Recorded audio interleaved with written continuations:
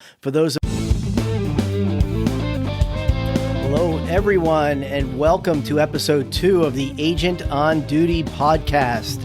This is a foundational episode where we will talk about the fact that real estate is a team sport. This is one of the most foundational aspects that I believe everyone needs to understand in order to successfully navigate through a real estate transaction with peace of mind. Going alone, or rather trying to go alone, is a disaster waiting to happen. And so in this podcast, I'm going to cover a lot of information in this episode.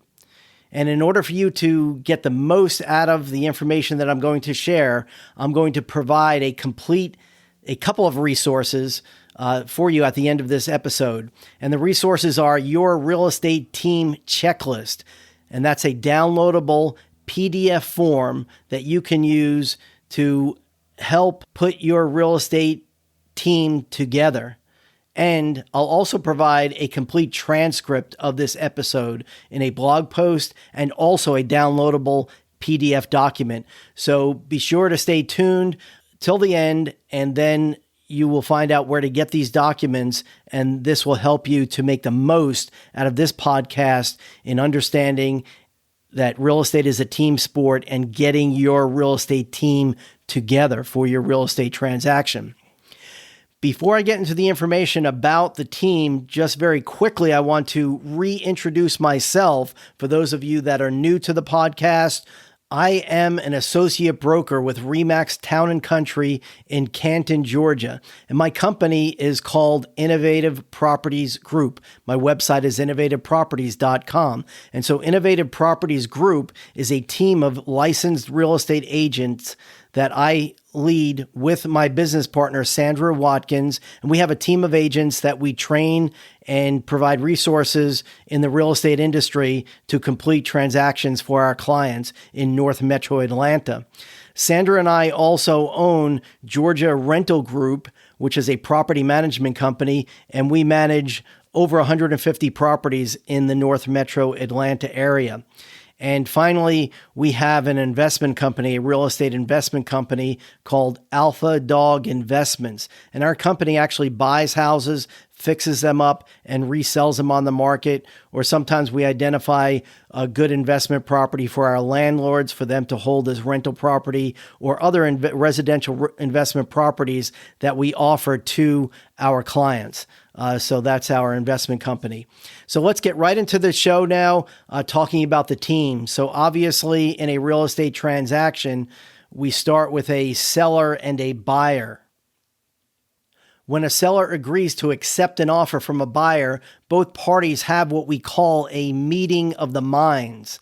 That is, there are basic terms in the buyer's offer, such as price, amount of earnest money deposit, a closing date, a method of payment, the length of the due diligence period, contingencies for the final loan approval and the appraisal of the property, and other basic terms that both parties agree to in writing in the purchase and sale contract. So starting with a seller and a buyer, that's where a real estate transaction starts, when they have a meeting of the mind and a signed purchase contract.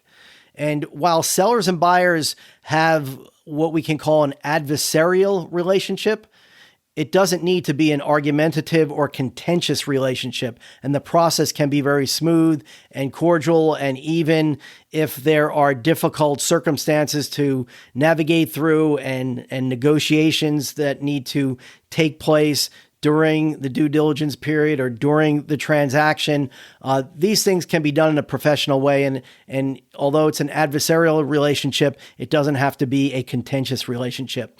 And so both parties have a meeting of the mind in the beginning of the transaction, and there may be additional negotiations that take place because of facts that are discovered during the due diligence period, or contingencies that need to occur during the transaction. Both parties might be required to come back to the table and negotiate just a little bit more to keep the transaction on track and complete it. So anyway, we start the transaction with a meeting of the minds with a seller and a buyer.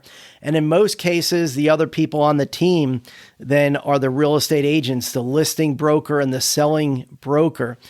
For most people in a real estate transaction, this is the most important person on the team. That is a real estate broker or agent that represents them. Now, real estate broker or agent is not absolutely necessary to begin or complete a real estate transaction, but in most situations, it's the best option for both sellers and buyers. And I will talk more about for sale by owner transactions where no brokers or agents are involved in the transaction in a future podcast episode, but most home buyers and home sellers use real estate agents and brokers to buy and sell property. And so that's what I'll be talking about. And that's why an agent is an important person to have on your team. So if you're a seller, the first step will be to hire a real estate brokerage firm to represent you in the sale of your property. And if you're a buyer, you want to have a buyer's agent representing you in the transaction. The seller's agent has the duty to represent the seller, and the buyer's agent has a duty to represent the best interests of the buyer. A good agent will help you as the seller or the buyer to understand the process of the transaction, and when things get difficult, and they often do, your agent will absolutely be a huge benefit to you. Additionally, your agent will coordinate all the moving parts of the transaction with other members of your real estate team. And a real estate transaction can be and really is a complex transaction. There's a lot of moving parts, and as we talk about each of the team members that you need on your real estate team, you will understand more of what I mean by that. And by the way, a note regarding the payment of real estate commissions paid to brokers. Normally, the commission is paid fully by the seller, and the buyer gets the benefit of having an agent represent them at no cost. So I don't know if a lot of buyers really fully understand that. If you're a first-time home buyer or new to the real estate industry in terms of doing a transaction, you may not realize that real estate agents who represent buyers does not cost you anything. They collect the commission from their broker, who is paid from the seller's broker. So when you are purchasing a property, get a good real estate agent, an experienced real estate agent who can help you through the process, and it will not cost you anything. You do not have to pay the commission to the buyer's agent. So this is one of the greatest benefits, I think, in the residential real estate industry, is that buyers have access to professional brokerage services and to have an agent and a broker assigned to them that will look after their best interests. It just really is a fantastic person to have on your team. So my assumption is that your real estate transaction will include you being represented by a buyer's or seller's agent, depending on which side of the transaction you are, and then that the other party to the transaction also has a real estate broker representing them. And again, in a future episode, we'll talk about for sale by owner properties where no agent is involved in the transaction. So let's move on to another team member, photographers, professional photographers, or a videographer. A professional photographer is an extremely important person for the seller of a home to have on their real estate team. In most cases, I think the broker listing the property for sale will include professional photographs as part of their services.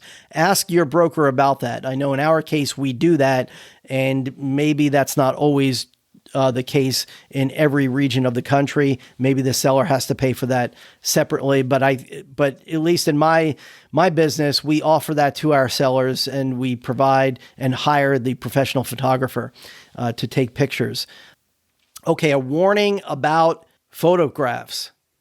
If you are selling a home, do not let your agent use cell phone photos to market your property. That's a big no-no.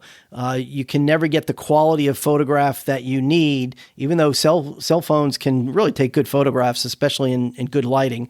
But there's a huge difference between the quality of photographs that a professional photographer will take with a with an actual camera, with a lens with lots of glass on it. It's just a different quality product. So do not let your agent use cell phone photographs to market your property. Now, the only exception I would make to that, and I have done this myself for some of my clients, is that because I work with a lot of investors and I sell a lot of homes that are fixer-uppers, sometimes I will go through the home myself and take photographs with my cell phone. I'll process them a little bit if they need to up the lighting or whatever, but that's the only time I make an exception. And my purpose in taking a set of photographs of a fixer-upper house is not to try to make it look beautiful. It is to document the property condition and the faults with the property and the problems and the repairs that need to be made.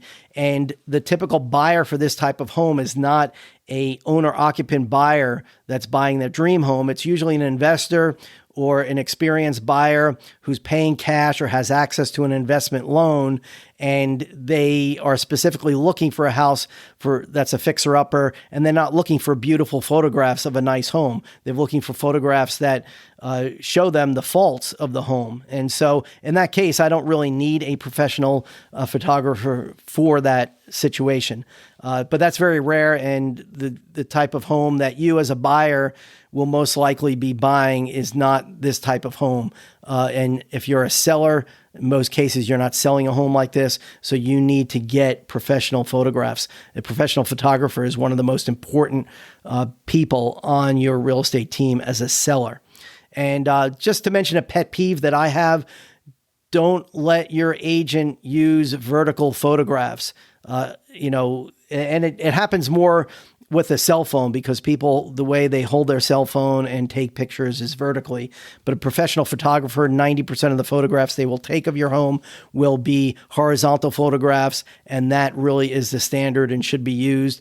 There are some exceptions for that. If it's a townhouse that's narrow and you need to show the whole thing, maybe a vertical photograph would be great, or a shower that has a tall backsplash of stonework and you want to show the whole thing and exclusively that without getting maybe the bathtub next to it in the photograph or something like that. But the point is, use a professional photographer and they will figure that out, how to best present the house through professional photographs. Another person on your team will be the mortgage broker or lender. And this is true if you are a buyer of real estate. So unless you are a cash buyer, that is, do you have all the cash to make this purchase? And most people don't. Most people get a mortgage loan to purchase their home. And so one of the most important people on your real estate team will be a mortgage broker or a lender. And then behind the scenes will be a mysterious underwriter. Don't worry about the mysterious underwriter, but you will hear about them. You'll hear that your application or the processing of your loan is in underwriting, and the underwriters are looking at the numbers or the transaction or the contract.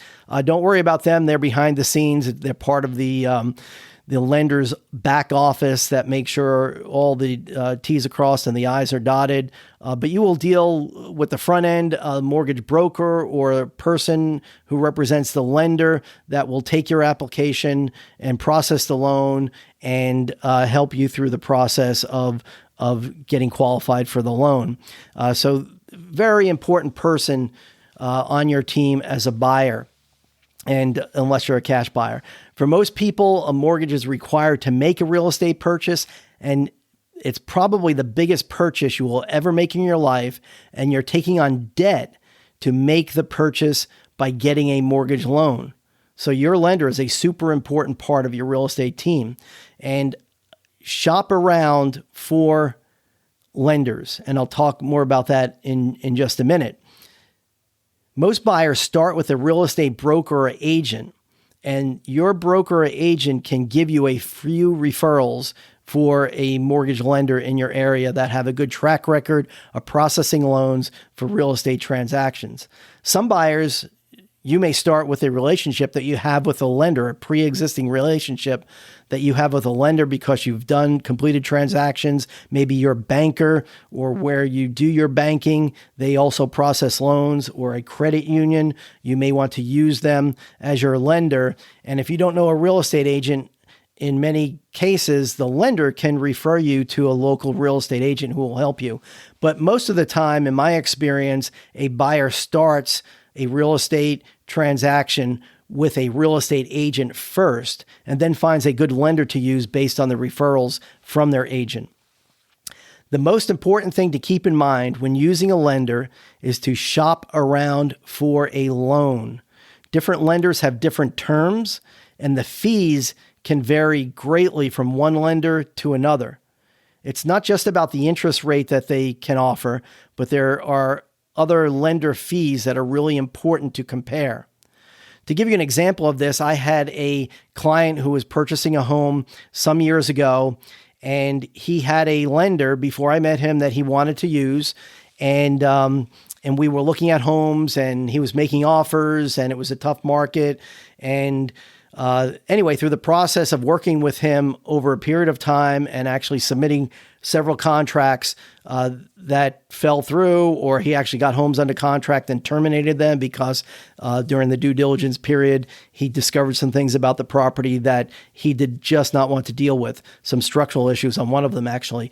But when I looked at his loan and what he was paying for the loan, I suggested to him that he compare rates with another lender. And he did not want to do that. He was a little bit resistant to it because he was getting a VA loan. And as a veteran getting a VA loan, he was approached by this company that specialized in VA loans for veterans. And so their marketing was very good. And I'm sure they gave very good service. And he just seemed to appreciate them very much and how much they catered to veterans. But I convinced him to the idea of getting a competitive quote on what the cost would be for somebody else to process his VA loan.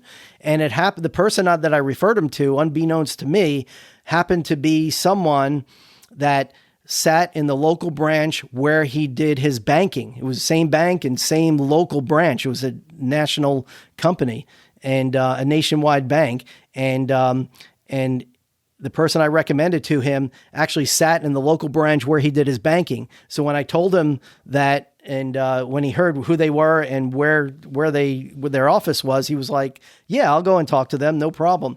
And in the end, he did apply with them, talk to them. And when he got the quote back, he saved $10,000 in lender fees. And that's right. He saved $10,000 in lender fees. Now, the company that was specializing in VA loans, they probably, I'm going to think the best intentions of them, that they were really catering specifically to veterans, but not every lender can do a VA loan. You don't need a mortgage company that specializes in VA loans to process a VA loan. So the point being, whether you're getting a VA loan or not, FHA, conventional loan, shop around for a lender. Shop around for the best rate, not only the interest rate, but also the fees on your loan. Very important. The mortgage broker is on your team, and you will be relying on a mortgage broker to make the biggest purchase you will ever make in your life. So extremely important person to have on your team, and that you select the best person and the best lender you can for your situation. Okay, another team member is the home inspector, especially as for buyers. And as a buyer, you will want to hire a home inspector who will inspect the property and give you a written report about the property condition during the due diligence period. And this is very important that this occurs during the due diligence period, that the inspection takes place, you get the report back several days, 2 or 3 days is better, before the due diligence period ends, so that you can look at that report and consult with your real estate agent to see if you want to do any further negotiations or if you're happy with the report and just want to move on and complete the purchase and buy the property in its current condition. But the home inspection report will be a document that will be used for further negotiations with the seller to make repairs or ask for a price reduction if needed. And the purpose of the home inspection is not to pick out silly little cosmetic things that obviously you have seen and know about. The purpose of the inspection is to be a little bit more intrusive than what you saw when you walked through the property as a buyer. So the home inspector will look beyond the cosmetics of the home. And just to give you an example, a few things that they will look at, they will test the systems like the HVAC system. They'll turn on the heat to make sure it heats properly and turn on the air conditioner, make sure it's cooling properly. They'll look at the electrical system. They'll test outlets. Some home inspectors will test every outlet in the home to make sure that it's wired correctly. They have a device they plug in and make sure that it is powered correctly.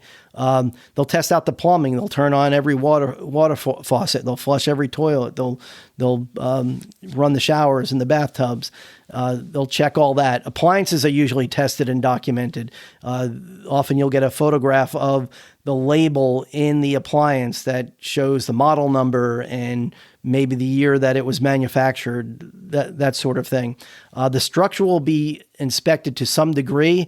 A home inspector normally will go into an attic. They'll take a look at the foundation in the basement or if it's on a slab, they'll take a look at that more closely than you normally would as a buyer. They'll look at the walls. They normally can determine pretty quickly the difference between just a scuff mark and a crack in the wall that could represent a possibility of a foundation issue or settling in the home. They'll test the windows and the doors to make sure they're functioning okay. They'll look for mold, and specialty inspection might be for radon gas. In some areas of the country, as I understand it, radon gas is kind of a typical part of the inspection. Where I work in North Metro Atlanta, doesn't happen as much, but it's happening more, and people are talking about radon gas more. So we're seeing that more, but usually that's an add-on to a home inspection in my market.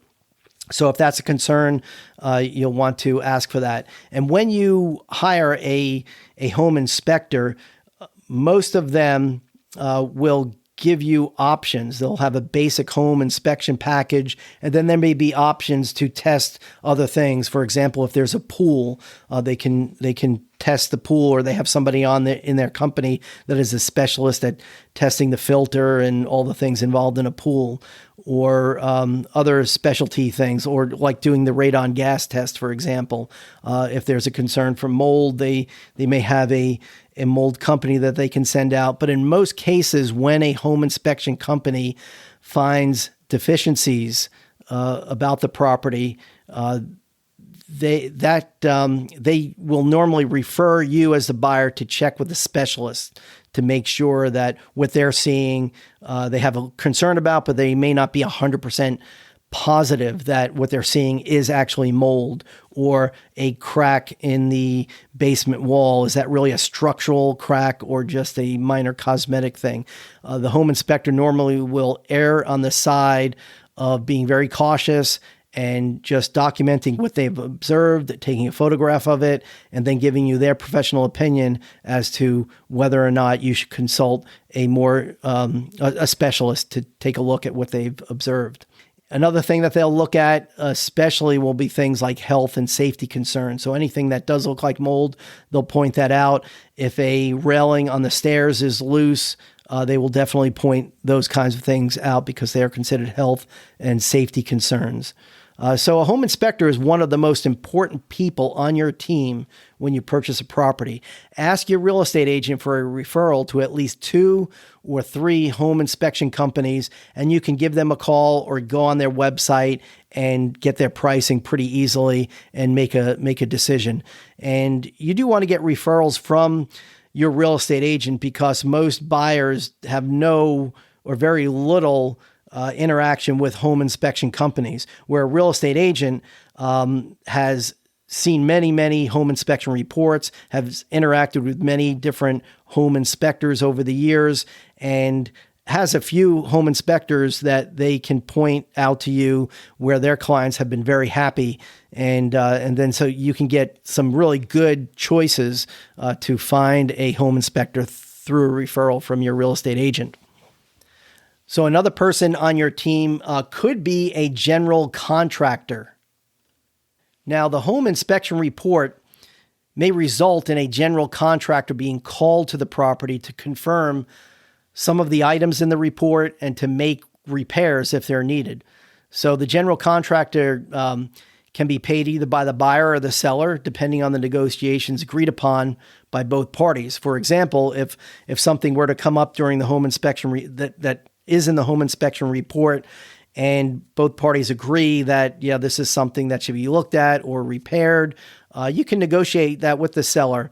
If it's something the seller is not willing to do, but the lender's requiring, you can it could be negotiated. Normally the seller would pay for something like that, but sometimes you have a seller that doesn't want to do that and they're willing to lose the transaction over something small. So you as a buyer can pay for that and just forget it. If it's something that's not too expensive and your lender requires that in order to fund the loan. If the seller doesn't do that, they're just going to shoot themselves in the foot.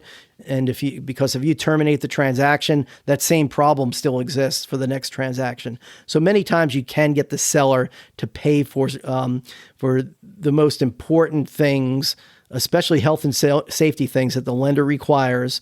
The seller will pay for that. The contractor's role is important and should be considered part of your real estate team. In addition to the general contractor, there are other inspectors and trades, specialty types of inspectors may be needed, or people in professional trades. If the home is in generally good condition, none of these will be needed for the most part. But if any issues arise out of the home inspection, they will be on your team, and you want to make sure that you understand the actual property condition, and they can perform the work if it's needed or make repairs if they're needed, whatever, depending on the situation. So like the general contractor, each of these specialty inspectors and trades are on your team to make sure the property condition is satisfactory to you prior to the closing. So some things that may be required would be a structural engineer, for example. If the home inspector sees a crack in the basement and he's not sure if it's structural, he'll just point it out that there's a crack in the basement wall, and he might recommend that a structural engineer be consulted to make sure that this is not anything structural to be concerned about.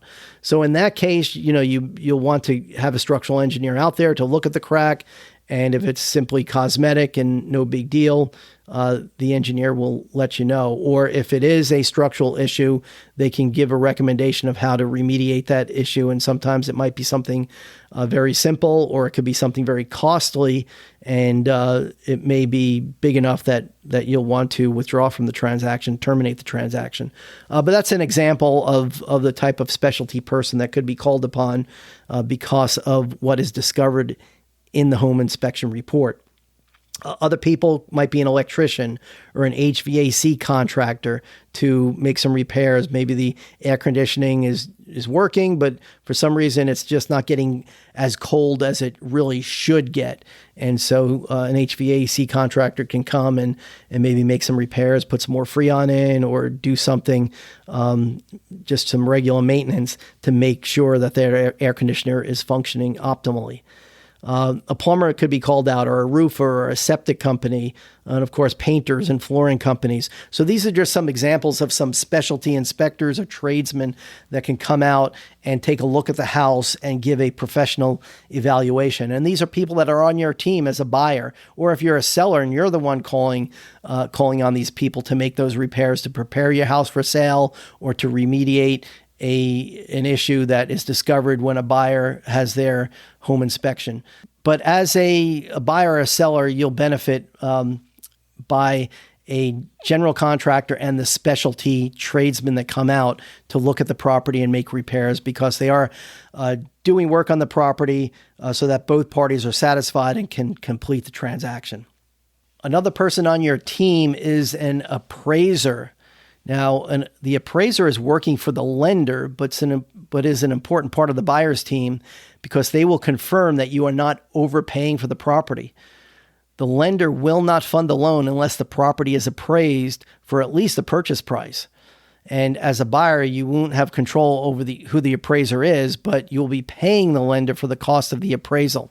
And so if you are a cash buyer, though, and you are not getting a loan, you may want to get an appraisal unless you're very confident in the market and the price that you're paying, or you don't really care about the price you're paying. You don't care if the property has the value that you're paying because there's other value to you personally. Maybe that home that you're purchasing as a cash buyer has so much value to you because maybe you grew up in that home as a kid and you want to buy it back, or you like the way that house sits in the neighborhood or on the piece of land, and you really don't care what the value of the property is from an appraisal standpoint. You just want to buy it at all costs. And if you have the cash, go for it.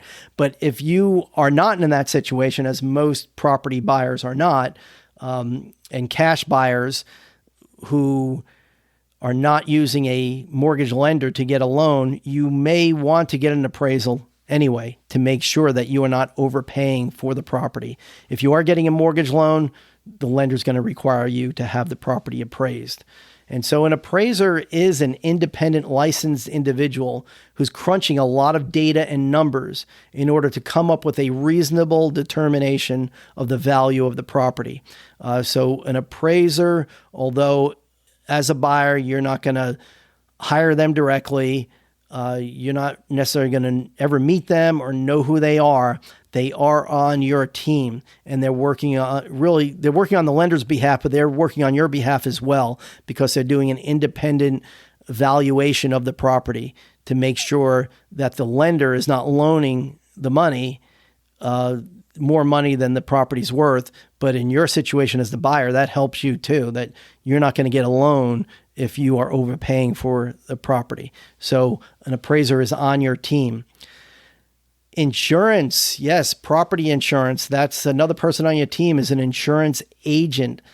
This is an important person on your team, and this person will be required by a mortgage lender for you to have property insurance. And so as a buyer, you're free to shop around for an insurance agent or company and get the best price policy for you as long as that policy meets the lender's minimal requirements. And most insurance agents will know what that is or know what they will need to do to check with your mortgage company. They'll ask you for the name of your mortgage company, and they'll verify what the minimal criteria might be for insurance. But I think a lot of this is standard in the industry.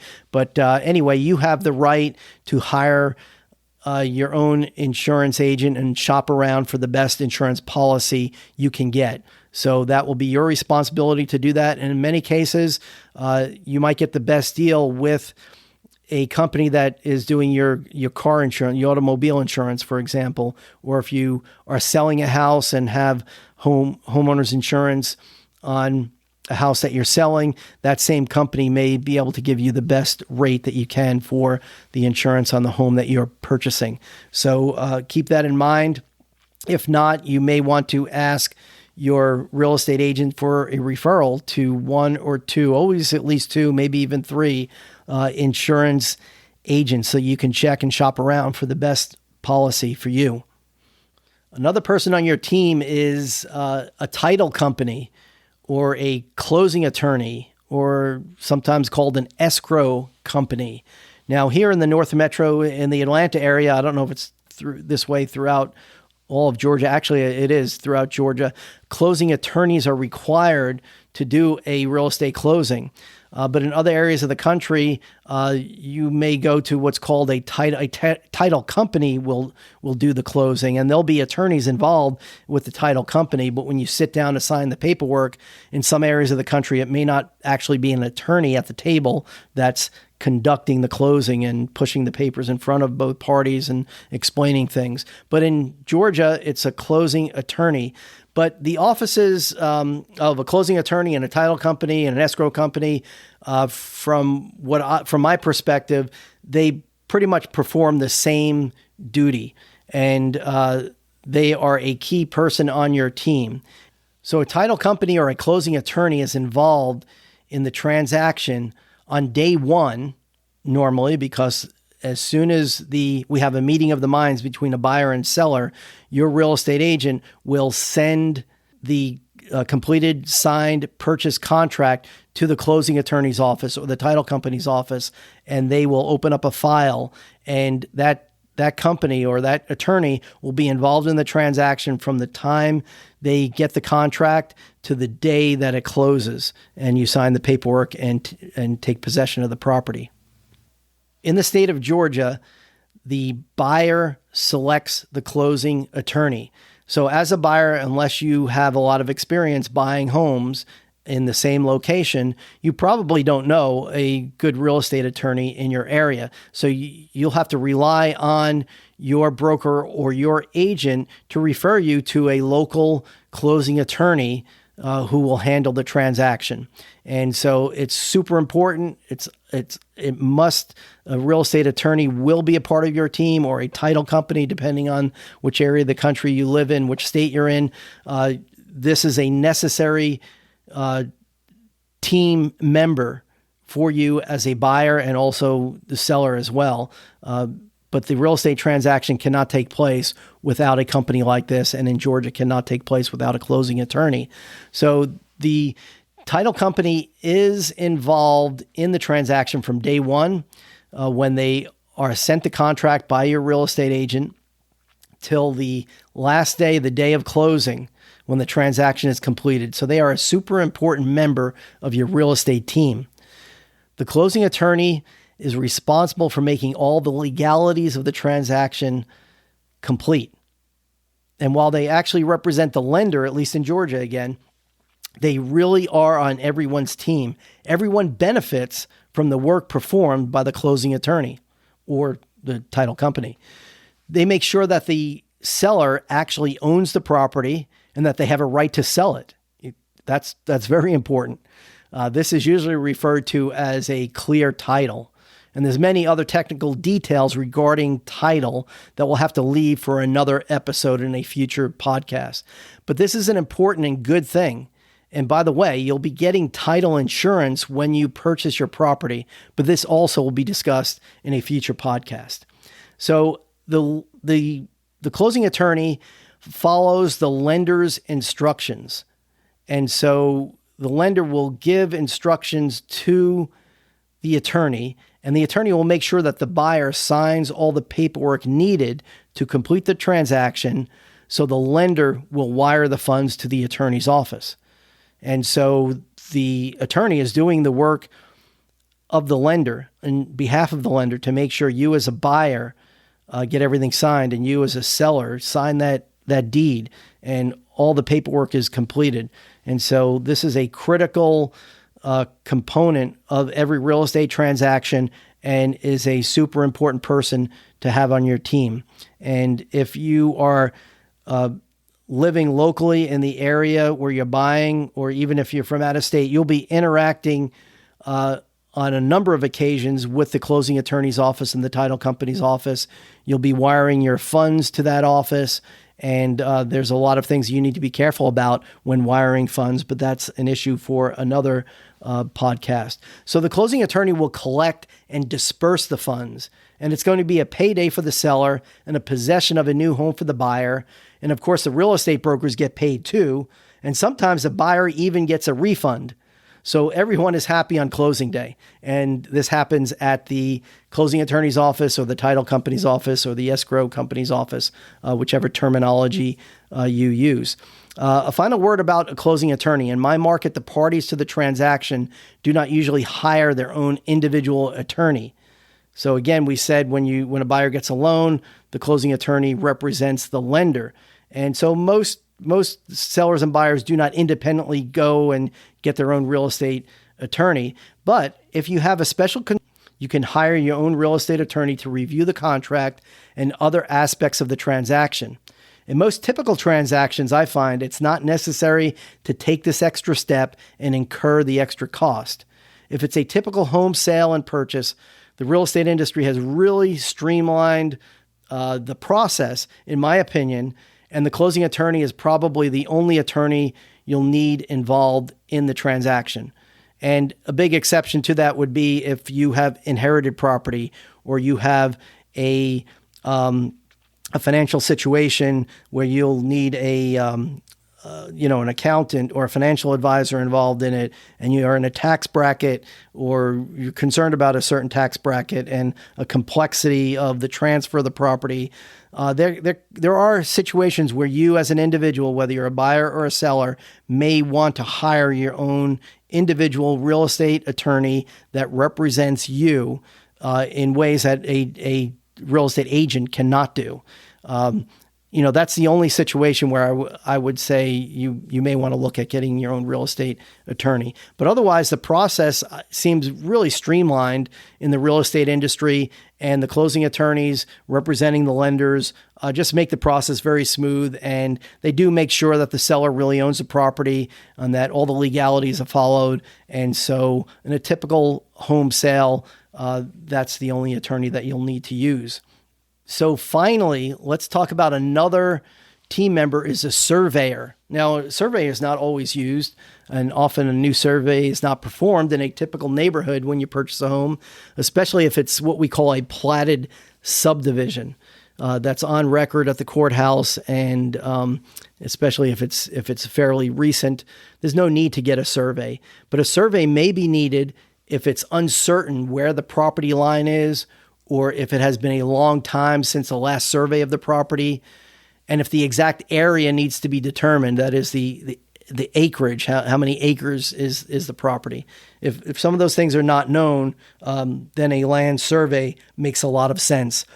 If you're a seller of a property and you have a recent survey, the plat, which is like the diagram or the map, if you will, of the land that you're selling, the plat is an important document which helps in the marketing of the property. So you want to give that to your real estate agent, and the agent can upload that on the MLS listing or attach it to the listing or provide it to potential buyers or agents, other agents who are representing buyers. And that really is very important in marketing of the property, so buyers know what they're buying. An experienced real estate agent can help you decide if you need to get a survey of your property prior to putting it up for sale. So just if you're not sure, just ask your real estate agent, and you can get a good idea of whether it's really needed or not in your situation. If you're a buyer, it may be in your best interest to hire a surveyor so that you know exactly where the property lines are and how much land area is included in the sale. And this is especially true for properties that have acreage and properties that have not been surveyed for a long time. But again, in a more modern platted subdivision, those surveys are on record. You can get them easily from the courthouse. And in a typical neighborhood, unless you think a neighbor's fence is encroaching on your property, or a shed, the neighbor's shed, or something weird is going on, you probably don't need a survey. But that's something that you definitely want to ask your real estate agent about if you have any concerns.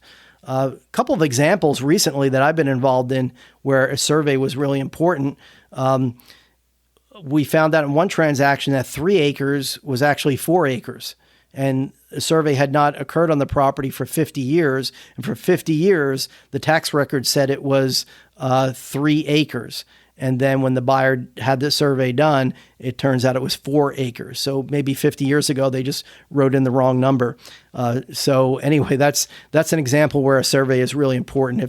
If the property had not been surveyed in 50 years and it's not in a platted subdivision, it makes a lot of sense to get a survey. There's another transaction I was involved in where it had been 100 years before the property was surveyed. And I'm not going to get into the details of that. I think in the future, I'm going to have a podcast episode devoted to land survey. And I'm going to bring a land surveyor onto our show, and we'll talk about surveying land. So that surveying is really interesting part of real estate, and having a surveyor can be an extremely important and critical member of your team. So that's it. As I promised, I covered a lot of information in this episode. Real estate transactions require a team of people. It's one of the most important and foundational aspects of real estate to understand. Real estate is a team sport. In order to help you make the most out of all the information that I shared with you today, you can download your real estate team checklist and get the transcript of this episode right now in a PDF format. Just go to innovativeproperties.com/podcast and you'll be able to download these documents. That's innovativeproperties.com/podcast. These tools and resources will help you to field your real estate team so that you can complete your real estate transaction successfully. And one last thing, please subscribe to this podcast. I am John Marion, and I am the agent on duty.